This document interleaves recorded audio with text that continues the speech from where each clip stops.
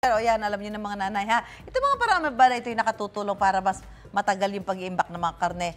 Ilang araw itatagal nito kung i-imbak natin. Kung ganun ang gagawin natin paraan ng paglilinis. Ayan, so kung talagang linis na linis, tapos let's say lalagyan natin ng kalamansi, asin o suka, ang maganda, i-store natin siya sa refrigerator, 2 to 3 days. Pero kung sa freezer, nagtatagal siya until 6 months. Oh, freezer. tagal ha? Kailangan freezer. Pag mura yung bangos, damihan nyo na, tatagal pala 6 months. Di ba? Ano naman yung tamang paraan ng pag-iimbak nito? Halimbawa yan, itong chicken, so pagka sa, sabi mo pagka sa, doon sa chiller lang, mga 3 days. Pero pag sa freezer, pwede hanggang 6 months.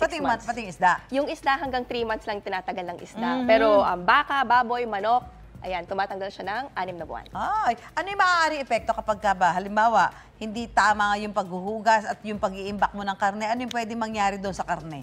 Ang pwedeng mangyari sa karne, since ang karne kasi very fresh siya, so prone siya sa bacteria. Oo nga. Ganyan pa lang, as we speak, may bacteria na to. Ayan, huwag niluto yan. Ha? So let's say, hindi natin nalinis ng ayos. Ang pwedeng mangyari dyan ay magkakaroon ng diarrhea kapag niluto. Lalo manok, salmonella, di ba? Yes.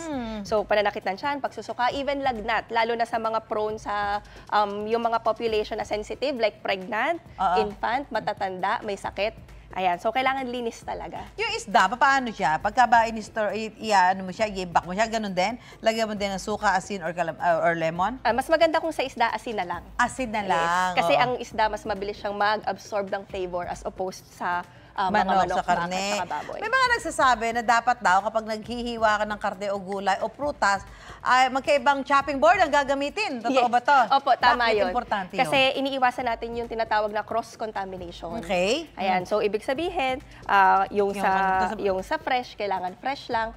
Tapos pagluto na, ibang chopping board na yun. At saka ibang kutsilyo. Kaso nga lang, let's say, sa bahay naman, hindi naman iba-iba eh.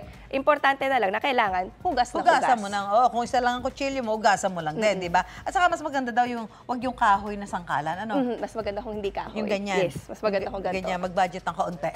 Okay, maraming salamat sa binahagi mo sa aming kaalaman, Beatrix. O yan mga kapuso ha, mahalagang malinis ang ating ihahain para happy ang holiday season natin. Mapausaping kalusugan, isyong pantahanan at kahit kwentong pambata at kalalakihan, hindi ko palalampasin yan.